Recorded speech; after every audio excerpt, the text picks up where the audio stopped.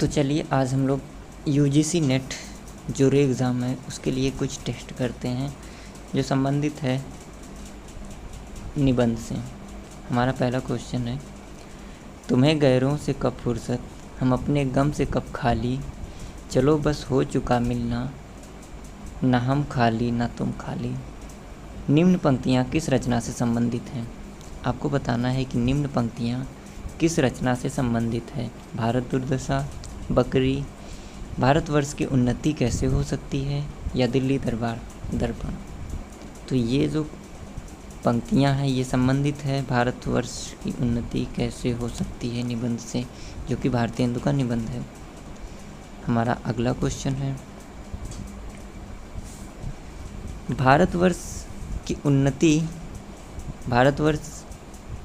उन्नति कैसे हो सकती निबंध में विलायत से बनी दूरबीन की कीमत कितनी है। भारतवर्ष आपको बताना है कि 4 लाख, 12 लाख, 40 लाख या 16 लाख। तो जो कीमत थी दूरबीन की वो कितनी थी? 16 लाख। कितनी थी? 16 लाख। याद करते रहिए, ठीक है। ये हो गया है। हम चलते हैं अपने नेक्स्ट क्वेश्चन पे। हमारा अगला क्वेश्चन है जो कि पंक्तियों को सही और बाद के क्रम में लगाना है। इसमें जो ए है उसमें कहा गया है कि वैसे ही हिंदुस्तानी लोगों को कोई चलाने वाला हो तो क्या नहीं कर सकते। ऑप्शन बी में है, पर बिना इंजन सब नहीं चल सकते। ऑप्शन सी में है, हमारे हिंदुस्तान के लोग तो रेल की गाड़ी हैं। ऑप्शन डी में है, यद्यपि फर्स्ट क्लास, सेकंड क्लास आदि गाड़ी बहुत अच्छी और बड़े महसूल की इस ट्रेन में लगी हैं। आपको बताना है कि जो पंक्तियों का क्रम है वो कौन सा सही है, ए, बी, सी, डी, या फिर ऑप्शन बी में डी, सी, बी, ए, या फिर ऑप्शन सी में डी, सी, ए, बी, या फिर ऑप्शन डी में सी, डी, बी, ए। तो जो पंक्तियों का क्रम है वो इस तरीके से है। पहले पंक्ति आई है सी, पहले पंक्ति आई है सी, फिर आई है डी, ठीक है। पहले पंक्ति आई है सी, फिर डी, फिर बी, फिर ए, जो कि ऑप्शन हमारा है डी। ये सही है, सी, डी, बी, ए, ठीक है। चलिए हम आगे बढ़ते हैं अपने अगले क्वेश्चन पर। अगला क्वेश्चन है, दिल्ली दरबार दर्पण निबंध में दरबार नगर से कितनी दूरी पर लगा हुआ था। तो दरबार नगर से 5 मील की दूरी पर लगा हुआ था। कितना? 5 मील की दूरी पे लगा हुआ था। हमारा अगला क्वेश्चन है कि दिल्ली दरबार दर्पण निबंध में श्रीयुक्त यानी कि वायसराय का चबूतरा कैसा था। जो श्रीयुक्त वायसराय का चबूतरा था वो कैसा था? गोलाकार था, आयताकार था, षटकोणी था या त्रिभुजाकार था। तो जो वायसराय का चबूतरा था वो षटकोणी था, ठीक है। ऑप्शन सी, ठीक है। हम अपने अगले क्वेश्चन पे चलते हैं। हमारा छठा क्वेश्चन है कि दिल्ली दरबार दर्पण निबंध का प्रकाशन वर्ष क्या है। ये तो आप सबको याद होना चाहिए। दिल्ली दरबार दर्पण निबंध का प्रकाशन वर्ष 1877 है। 1877 है। ये बहुत ही इम्पोर्टेंट क्वेश्चन हो जाता है, इसको आप लोग बिल्कुल भी नहीं भूलेंगे।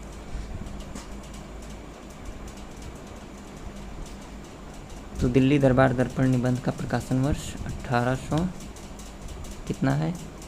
77। 1877। और भारतवर्ष की उन्नति कैसे हो सकती है का 1884। ठीक है, हम आगे चलते हैं अपने अगले क्वेश्चन की तरफ। हमारा अगला क्वेश्चन है, दिल्ली दरबार में कितने शासन अधिकारियों राजाओं को अर्धचंद्राकार चबूतरे पर बैठने की जगह मिली हुई थी? तो कितने को मिली हुई थी आपको बताना है। ये 63। कितने को मिली हुई थी? 63। ठीक है, हमारा नेक्स्ट क्वेश्चन है, निम्न में से कौन सा निबंध भारतेंदु का नहीं है? आपको बताना है। कश्मीर कुसुम, हिंदी कुरान शरीफ, लेवी प्राण लेवी और शिरीष की याद में। इसमें से कौन सा भारतेंदु का नहीं है?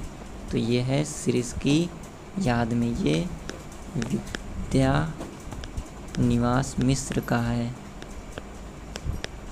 किसका है? विद्या निवास मिश्र का है। नेक्स्ट क्वेश्चन की तरफ हम चलते हैं। अगला प्रश्न है, आने वाली पीढ़ी पिछली पीढ़ी की ममता की पीड़ा को नहीं समझ पाती है और पिछली पीढ़ी अपनी संतान के संभावित संकट की कल्पना मात्र से उद्विग्न हो जाती है। तो किस निबंध में दो पीढ़ियों का द्वंद्व दिखा है? किस निबंध में दो पीढ़ियों का द्वंद्व दिखा है? ये निबंध है नाखून क्यों बढ़ते हैं, या फिर दिल्ली दरबार दर्पण, या फिर उठ जाग मुसाफिर, या फिर मेरे राम का मुकुट भीग रहा है। तो कौन सा है? ये होगा मेरे राम का मुकुट भीग रहा है। मेरे राम का मुकुट भीग रहा है का प्रकाशन वर्ष क्या है? तो 1900। ये आपको बताना है कमेंट में। ठीक है, अगला क्वेश्चन है, संस्कृति और सौंदर्य निबंध का प्रकाशन वर्ष क्या है? संस्कृति और सौंदर्य का निबंध का प्रकाशन वर्ष क्या है? 1982, 1912, 1974 और 1973। आपको बताना है इसमें से क्या है। तो इसमें से है 1982। 1982। और ये किसका निबंध है? ये निबंध है नामवर सिंह का, डॉक्टर नामवर सिंह का। हमारा अगला कुछ प्रश्न है जो कि एक पंक्ति है, दो पंक्तियां हैं। अब की चढ़ी कमान को जाने फिर कब चढ़े, और चिंटू के चौ आज इक्के मारे इक्के सर। निम्न पंक्तियां किस निबंध से संबंधित हैं? Delhi Darbar Darpan, option A. Option B Bharatvarsh की उन्नति कैसे हो सकती, ऑप्शन सी मेरे राम का मुकुट भीग रहा, और ऑप्शन डी उत्तर फाल्गुनी के आसपास। आपको बताना है कि ये पंक्तियाँ किस रचना की हैं। आपको बताना है कि ये जो पंक्तियाँ हैं ये किस रचना की हैं। तो ये पंक्तियाँ हैं भारतवर्ष की उन्नति कैसे हो सकती है। ठीक है, अगला प्रश्न है, मेरे राम का मुकुट भीग रहा है निबंध के लेखक की मेहमान लड़की किस विश्वविद्यालय के कॉलेज में पढ़ती है? तो ऑप्शन ए है बनारस हिंदू विश्वविद्यालय, ऑप्शन बी है इलाहाबाद विश्वविद्यालय, ऑप्शन सी है जवाहरलाल नेहरू विश्वविद्यालय, ऑप्शन डी है दिल्ली विश्वविद्यालय।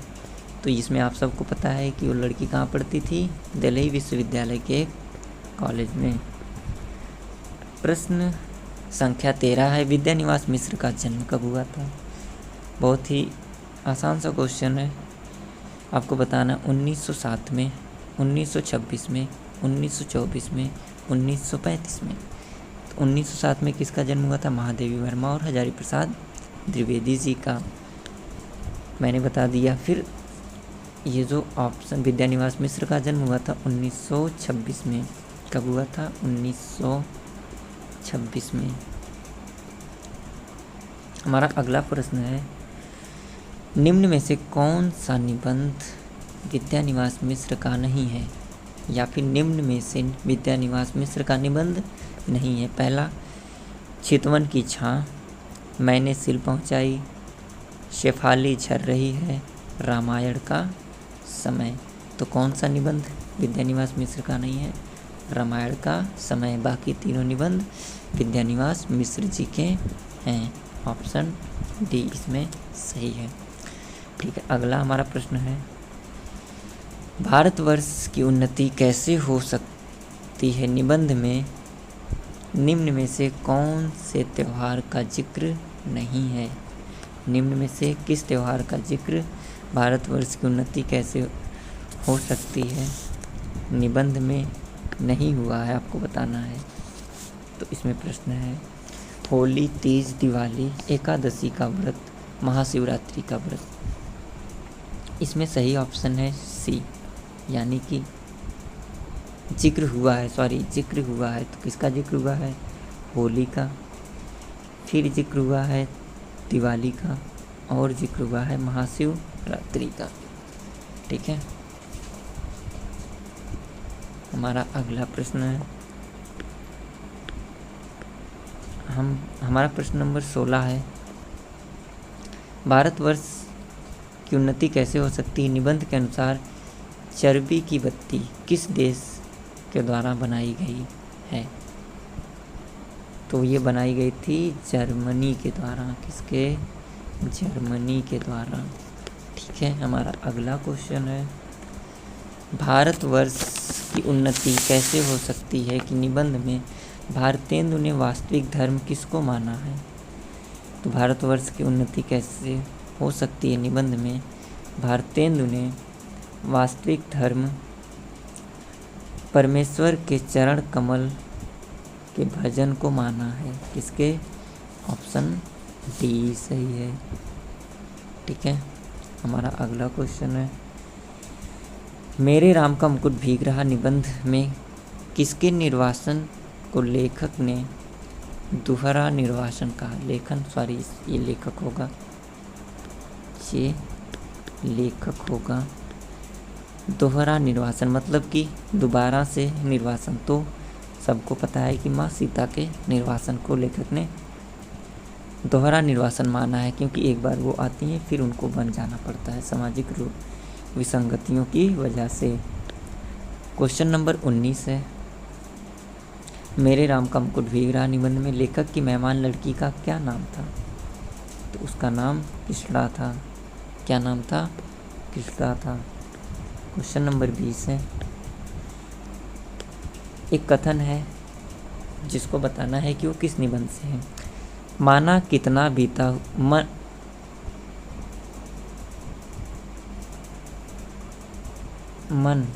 यहाँ मन है, मन कितना बीता हुआ है,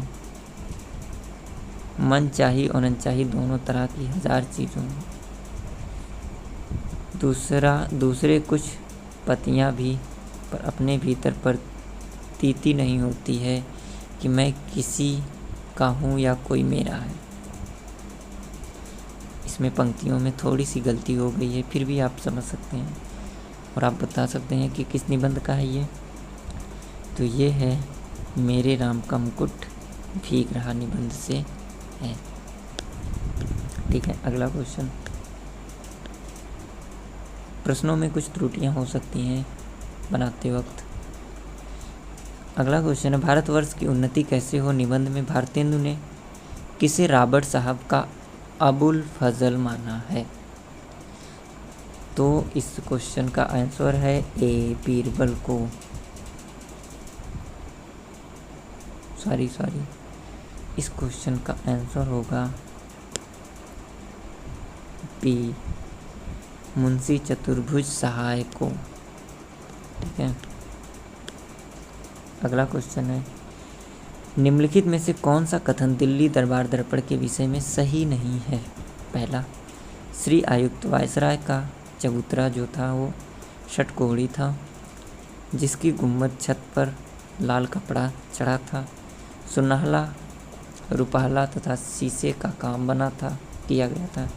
सब मिलाकर 60 शासनाधिकारी राजाओं को इस चबूतरे पे जगह मिली थी, तो जो कि कथन डी गलत है, क्योंकि 63 को मिली हुई थी। ठीक है, अगला क्वेश्चन है, दिल्ली दरबार दर्पण में भारतेंदु ने किस ब्रिटिश सम्राट का उल्लेख किया है? क्वेश्चन नंबर 23 पे हम लोग आ गए हैं। तो प्रिंस चार्ल्स का उन्होंने उल्लेख किया है। आप निबंध को ध्यान से पढ़ेंगे तो मिल जाएगा। प्रश्न नंबर 24 में है, अशोक के फूल केवल एक फूल की कहानी नहीं, भारतीय संस्कृति का एक अध्याय है और इस अध्याय का अनंग लेख पढ़ने वाले हिंदी के पहले व्यक्ति हजारी प्रसाद द्विवेदी थे। तो निम्न पंक्तियाँ किस निबंधकार के हैं?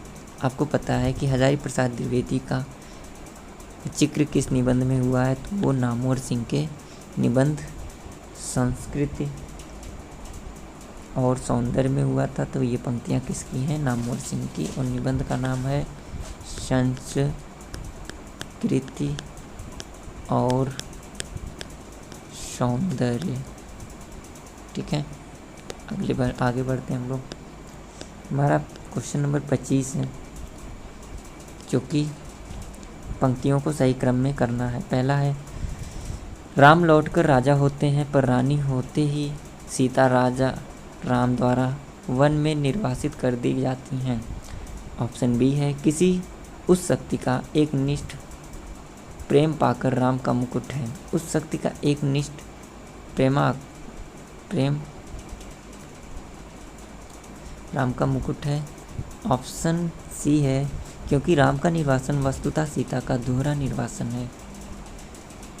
ऑप्शन डी है, राम के साथ लक्ष्मण हैं, सीता हैं। सीता वन्य पशुओं से घिरी हुई विजन में सोचती हैं, प्रसव पीड़ा हो रही है और इस बेला में सहारा देगा कौन, प्रसव के समय प्रकाश दिखलाएगा कौन, मुझे संभालेगा कौन, कौन जन्म के गीत गाएगा। तो ये जो पंक्तियों का सही क्रम है, इसमें भी पंक्तियों को बनाने में कुछ त्रुटि दिख रही है मुझे, जो जिसके लिए मैं माफ़ी चाहता हूँ। तो इसमें पंक्तियों का सही क्रम है ऑप्शन बी। ऑप्शन बी, पहले बी, फिर ए, फिर डी, फिर सी। ठीक है, यानी कि पहले बी, फिर ए, फिर डी, फिर सी। ठीक है, चलिए अगले क्वेश्चन की तरफ हम चलते हैं। 26वां है, भारतवर्ष की उन्नति कैसे हो सकती को भाषण के रूप में भारतेंदु ने किस जगह दिया था? तो आपको पता है ये बलिया में दिया था। ठीक है, अगला क्वेश्चन हमारा क्या है, मजदूरी और प्रेम निबंध में निम्न में से कौन सा एक शीर्षक नहीं है? तो मजदूर का दर्द एक शीर्षक इसमें नहीं है। बाकी गरेड़िए का जीवन, मजदूर की मजदूरी, मजदूर और कला, ये शीर्षक इसमें है। इसमें कुल मिला के 8 शीर्षक हैं। ठीक है, अगला क्वेश्चन है, जवानी संचय होती है, बुढ़ापा दान होता है, जवानी सुंदर होती है, बुढ़ापा महान होता है। निम्न पंक्तियाँ किस निबंध से संबंधित हैं? पहला ऑप्शन है उठ जाग मुसाफिर, दूसरा ऑप्शन है शिव मूर्ति, तीसरा ऑप्शन है शिव शंभू के चिट्ठे और चौथा ऑप्शन है मेरे राम का मुकुट भीग रहा है। तो ये पंक्तियाँ आपको देखकर ही पता चल गई होंगी, बहुत ही आसान सी पंक्तियाँ हैं। किस निबंध से संबंधित हैं? तो ये पंक्तियाँ हैं उठ जाग मुसाफिर से संबंधित। ठीक है, हमारा अगला क्वेश्चन है, उठ जाग मुसाफिर निबंध में मास्टर साहब थे, तो मास्टर साहब का नाम था जगदीश बाबू। ठीक है, ऑप्शन ए। इनकी उम्र कितनी थी? करीब 95 वर्ष। कितनी थी? करीब 95 वर्ष। अगला क्वेश्चन है, उत्तर फाल्गुनी के आसपास निबंध के अनुसार किस उम्र के आते आते घनघोर भाद्रपद के असिन के संकेत मिलने लगते हैं? तो ये है हमारा ऑप्शन बी, 27 वर्ष के आसपास। 27 वर्ष के आसपास। ठीक है, अगला क्वेश्चन है,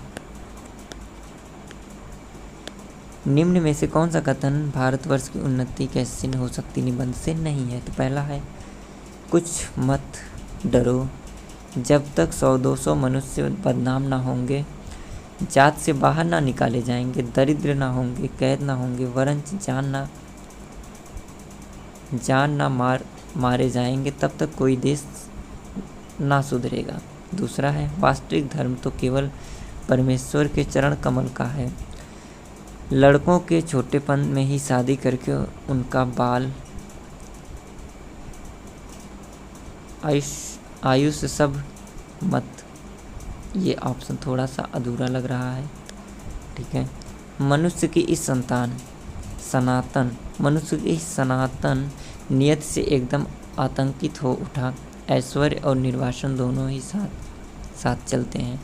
तो हम जो ऑप्शन नंबर 4 है, ये हमारा भारतवर्ष की उन्नति कैसे नहीं हो सकती ये निबंध से नहीं है, बल्कि ये है मेरे राम का मुकुट भीग रहा से। ठीक है, अगला ऑप्शन है, जो खुदा को देखना हो तो मैं देखता हूँ तुमको, जो मैं देखता हूँ तुमको, जो देखना हो। सॉरी, फिर से पढ़ते हैं। क्वेश्चन नंबर 32 है, जो खुदा को देखना हो तो मैं देखता हूँ तुमको, मैं देखता हूँ तुमको, जो खुदा को देखना हो। निम्न पंक्ति किस निबंध से संबंधित है? तो ये पंक्ति जो है निबंध, एक मिनट, मजदूरी और प्रेम से संबंधित है। मजदूरी और प्रेम से संबंधित है। अगला क्वेश्चन है, मजदूरी और प्रेम निबंध में कितने शीर्षक हैं? तो 8 शीर्षक हैं। अगला क्वेश्चन है, उठ जाग मुसाफिर निबंध संग्रह में कुल कितने निबंध संकलित हैं? तो कुल 10 निबंध संकलित हैं। हमारा अगला और आज का आखिरी क्वेश्चन है, उठ जाग मुसाफिर में किसकी कविता का उल्लेख नहीं मिलता है? तो उठ जाग मुसाफिर में नागा अर्जुन की कविता का उल्लेख नहीं मिलता, बाकी निराला, कबीर और रविन्द्रनाथ टैगोर की कविताओं का उल्लेख देखने को मिलता है। अगर आपको ये प्रश्न अच्छे लगे हों तो आप लाइक और कमेंट कर सकते हैं और अपने दोस्तों के साथ, जो हिंदी का नेट दे रहा हो उसके साथ शेयर कर सकते हैं।